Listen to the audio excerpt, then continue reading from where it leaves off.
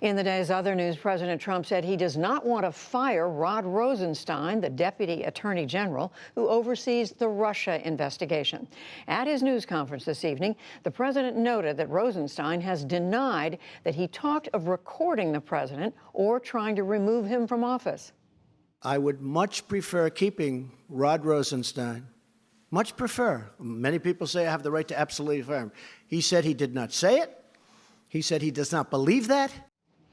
The two men had been scheduled to meet tomorrow, but the president said he may postpone that so that he can focus on the Senate hearing with Supreme Court nominee Brett Kavanaugh.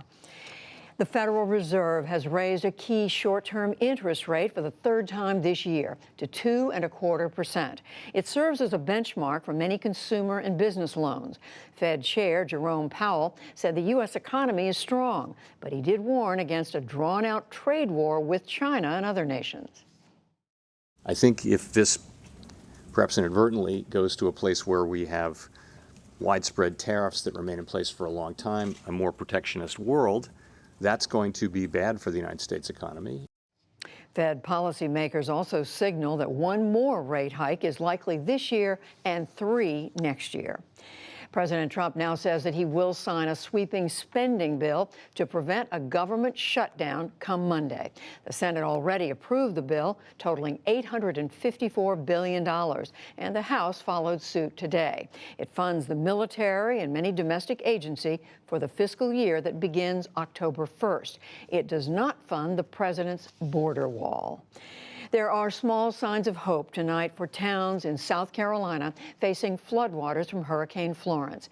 Officials today lowered their flood predictions for Conway and Georgetown, where several rivers converge, but acknowledge things could change again. All 3 river systems were flooded, not only from the water from South Carolina, but that it came in the second wave from North Carolina. So this is unprecedented, and we are still in full battle mode in Georgetown County, in Horry County. The hurricane is blamed for 47 deaths in the Carolinas and Virginia. Pope Francis urged China's Roman Catholics today to trust him after reaching an agreement with Beijing on naming Chinese bishops. He acknowledged that some Chinese Catholics feel abandoned by any deal with China's communist government. But he said the goal is to unify the Chinese church after decades of division. I decided to address the Chinese Catholics and all the Universal Church with a message of fraternal encouragement.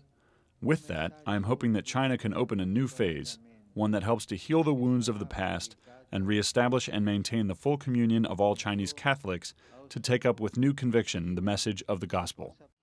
China's underground Catholics have long been persecuted for refusing to join a state-run Catholic association. And on Wall Street, stocks sagged late in the day after the Federal Reserve raised rates. The Dow Jones Industrial Average lost nearly 107 points to close at 26,385. The Nasdaq fell 17, and the S&P 500 slipped 9. Still to come on the NewsHour, a conversation with Turkey's president at the United Nations. Inside the innovative efforts to combat the world's plastics problem, and a brief but spectacular take on writing about other people's lives.